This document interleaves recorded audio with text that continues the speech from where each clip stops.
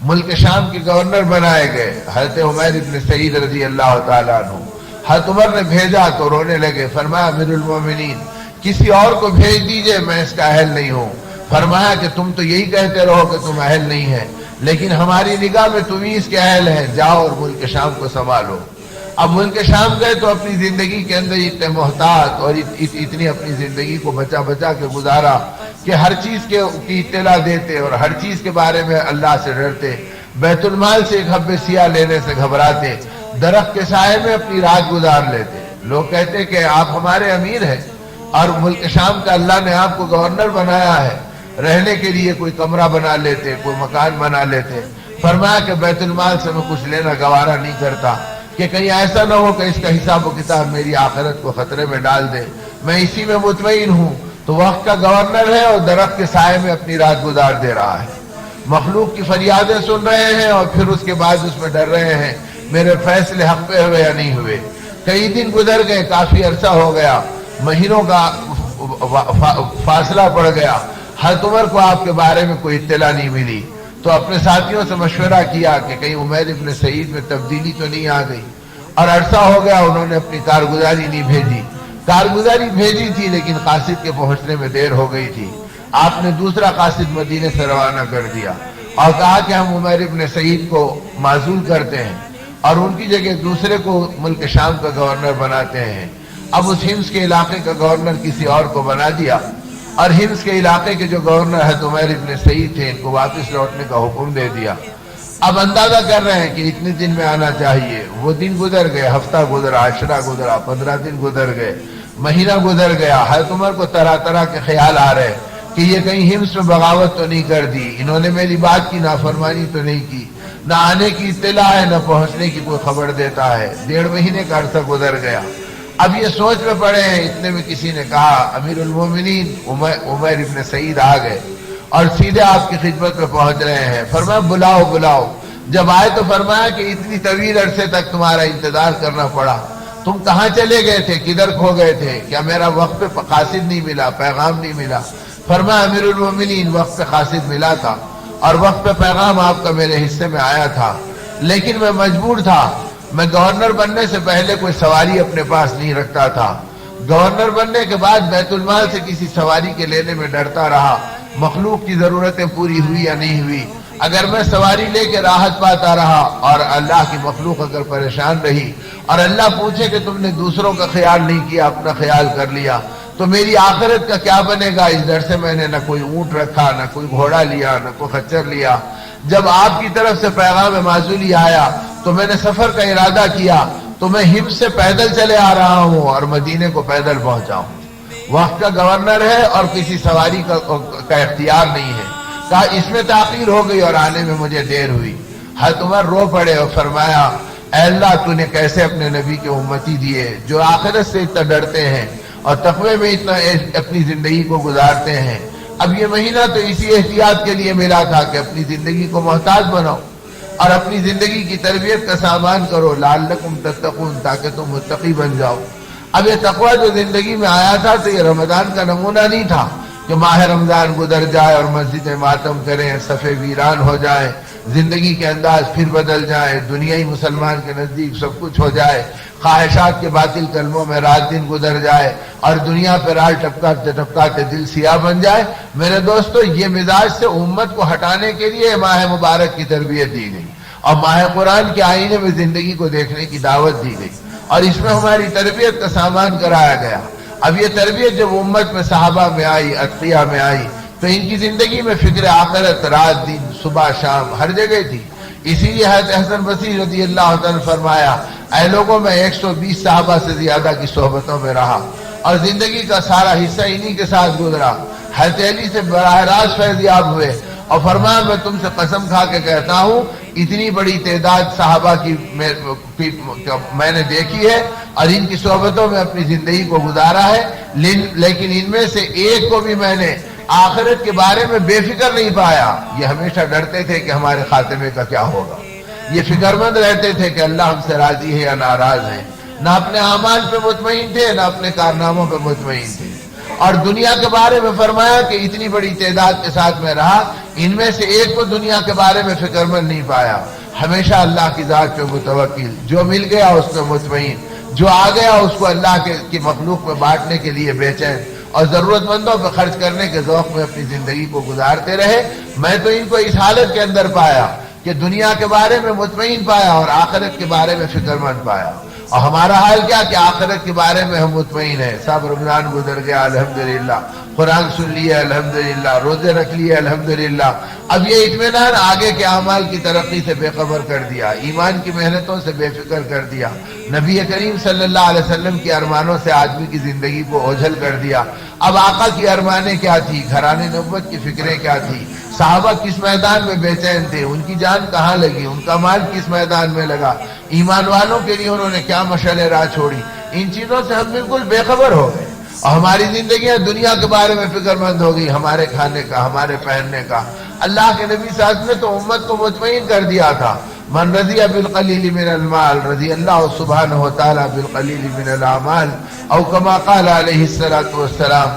آپ نے امت کو یہ ذوق دیا کہ اے لوگوں، جو دنیا میں تھوڑے مال پر اللہ سے راضی ہو جائیں گے، اللہ قیامت کے دن تھوڑے اعمال پر اس سے راضی ہو جائیں گے۔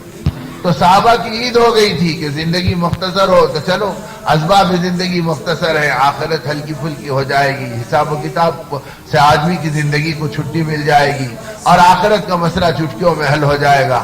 تو وہ دنیا کی بڑھوتری پر اور مال کے اضافے پر اور اس کے منصوبوں پہ اپنی زندگی نہیں گزارتے تھے، بلکہ بھاری ذمہ داریاں آئی تو اس میں گھبرا گئے، مال آ گیا تو فکر مند ہو گئے، عہدہ مل گیا تو پریشان ہو گئے، گورنری آ گئی تو بے چین ہو گئے کہ اس کی امانت کا کیا ہوگا اور آخرت کا کیا ہوگا، اور اتنی احتیاط سے گزاری کہ آ کے کہہ رہے امیر المومنین میں تو پیدل آ رہا ہوں، جس کی وجہ سے تاخیر ہو گئی۔ حضرت عمر رضی اللہ عنہ نے فرمایا اے عمیر یہ تو بتاؤ کہ تم وہاں سے نکلے اور یہاں پر پہنچے تو بیت المال سے تم نے کیا لیا؟ کہا امیر المومنین اللہ گواہ ہے بیت المال سے میں نے کچھ نہیں لیا، اپنی محتاج زندگی پہ قائم رہا، جو روزینہ مقرر تھا اسی پہ شاکر رہا اور ایسے ہی چلے آ رہا ہوں۔ تو فرمایا تمہارے ساتھ کیا ہے؟ تو ایک جھولا تھا جو بغل میں پڑا ہوا تھا۔ فرمایا امیر المومنین اس جھولے میں میری دنیا بھی ہے، میری آخرت بھی ہے۔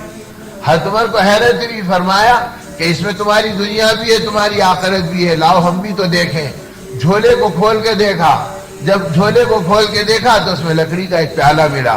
فرمایا عمر کیا کہہ رہے ہیں کہ یہ تمہاری دنیا بھی ہے، تمہاری آخرت بھی ہے؟ فرمایا اگر آٹا مل جاتا ہے تو اسی میں گون لیتا ہوں، اور نماز کا وقت ہوتا تو اسی میں پانی لے کے وضو کر لیتا ہوں، یہی میری آخرت ہے، یہی میری دنیا ہے، اس کے علاوہ گورنری میں میرے پاس اور کوئی سامان دنیا جمع نہیں ہوا۔ پوری گورنری میں لکڑی کے ایک پیالے پہ قناعت کی اور بدن کے جوڑے پہ زندگی گزار دی۔ فرمایا تمہارے کپڑے کہاں ہیں؟ فرمایا امیر المومنین، اور گورنری سے پہلے ایک ہی جوڑے پہ زندگی گزار رہا تھا، گورنری کے بعد دوسرا جوڑا بیت المال سے لیتے ہوئے دل گھبرایا کہ اس کا حساب کہاں سے اللہ کی بارگاہ میں دوں گا، نہیں معلوم کتنی مخلوق ننگی ہے اور کتنی مخلوق کے پاس ایک جوڑا ہے، ان کے پھٹے کپڑوں کے بعد میں دوسرا جوڑا کیسے لے سکتا ہوں؟ اس گھبراہٹ نے مجھے دوسرا جوڑا لینے پہ اسے بھی مانے رکھا اور میں ایسی زندگی گزارا۔ حضرت عمر رضی اللہ عنہ نے دعائیں دی، فرمایا اے سعید جاؤ اور جاؤ اپنے گھر پہ آرام کرو۔ تو حضرت عمر ابن سعید اپنے گھر آ گئے، پھر ایک صحابی کو بلا کے فرمایا کہ میری طرف سے مہمان بننا اور ایک دن اور ایک رات ان کے ساتھ رہنا اور دیکھنا کہ ایسے ہی ہے عمر ابن سعید جیسے میرے سامنے آئے تھے، تو یہ 1000 اشرفیوں اور 1000 دینار کی ایک تھیلی ہے، اسے اپنے ساتھ لے جانا، اور ایسی 2 تھیلیاں دی، فرمایا ان 2 تھیلیوں کو 1000 کی اپنے ساتھ لے جانا، اور اگر زندگی ایسی نظر آ گئی تو میری طرف سے تحفے کے طور پہ دے دینا، اور اگر زندگی میں تبدیلی آئی تو مجھے خبر کرنا کہ میں پہچانوں کہ واقعی اس نے زندگی ایسی احتیاط کی گزاری ہے یا میرے سامنے ایسا آیا اور پیچھے کوئی اور زندگی ہے۔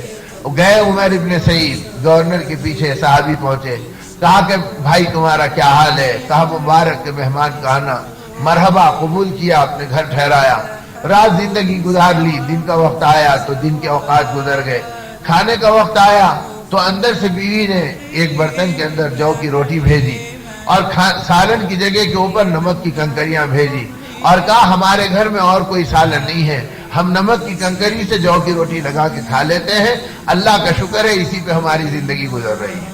تو گورنر کے گھر کو دیکھا کہ سالن کی کوئی گنجائش نہیں ہے اور जौ की रोटी के ऊपर क़नाअत करके अपनी जिंदगी को गुजार रहे हैं। जब दिन भर ये हाल देखा तो रात में रो पड़े और फरमाया, ऐ उमैर, अल्लाह तुम्हारे हाल पे रहम करे, तुमने दुनिया से कोई जी लगाने का ताल्लुक ही नहीं जोड़ा, इससे किसी रिश्ते को अपने साथ मोहब्बत के बनाया ही नहीं। लो अमीरुल मोमिनीन ने मुझे भेजा था, मैं मेहमान बनने के लिए नहीं आया, मैं तुम्हारे हाल देखने के लिए आया। और इन 2000 अशरफियों की दोनों थैलियों को रखो। और अमीरुल मोमिनीन ने इन 2000 दीनार को तुम्हें तोहफे के तौर पे दिया। फरमाया, उसे देख के कांपने लगे और फरमाया, अरे इस दुनिया को लेके क्या करूंगा, मेरे घर में भी 3.5 सेर जौ पड़ी है, वो पहले खत्म होगी या जिंदगी पहले खत्म होगी मैं नहीं जानता। अगर जिंदगी उस जौ के खत्म होने से पहले खत्म हो गई और ये दुनिया मेरे घर में पड़े रही तो मुझे अल्लाह के सामने शर्मिंदगी होगी कि तुम मेरे मोहब्बत का दम भरते थे और अपने घर में दुनिया छोड़कर आए। मैं लेने के लिए तैयार नहीं, इसे अमीरुल मोमिनीन को वापिस कर दो। ने इसरार किया और कहा, अमीरुल मोमिनीन ने भेजा है और बगैर किसी सवाल के भेजा है तो ले लो। मदीने के परेशान हाल हाजतमंद मौजूद हैं, उन्हें देख के अपनी आखिरत का तोशा बना लेंगे। तो रो के फरमाया, कोई बर्तन नहीं है कि जिसमें मैं इसे ले सकूं, हमारे घर में 2000 अशरफी लेने के लिए कोई चीज नहीं है कि जिसके अंदर ले लूं। जब बीवी ने सुना तो अपने दुपट्टे का कपड़ा फाड़ा और ओढ़नी का एक कपड़ा फाड़ के दिया और कहा, अमीरुल मोमिनीन का हदिया है, इसमें ले लो, इससे जाया मत करो। तो उस अपने बीवी के फटे हुए कपड़े में उस हदिये को कबूल किया। इस सारे मंजर को देख के वो साहबी गए और हज़रत उमर को सारी इत्तला दी। हज़रत उमर रो के कहने लगे, है अल्लाह, तूने कैसे कैसे नबी के उम्मती मुझे अता फरमाए कि इनके जरिए से दुनिया में तेरा निजाम चल रहा है। ये दुनिया की मोहब्बतों से बेनियाज है और लालच दुनिया की इनको कोई बहका नहीं सकती, इनके ईमान को मुतासर नहीं कर सकती। आपने दुआएं दी और उसके बाद फिर एक सहाबी को दौड़ाया और कहा कि उमैर इब्न सईद को बुलाओ ताकि मैं उससे बात करूं। जब बुलाए तो फरमाया, सच सच बताओ, तुमने इन 2000 मेरे भेजे हुए इस तोहफे को और इस दीनार को इससे क्या इस्तेमाल करना सोचा और कैसे बरतने का मंसूबा बनाया।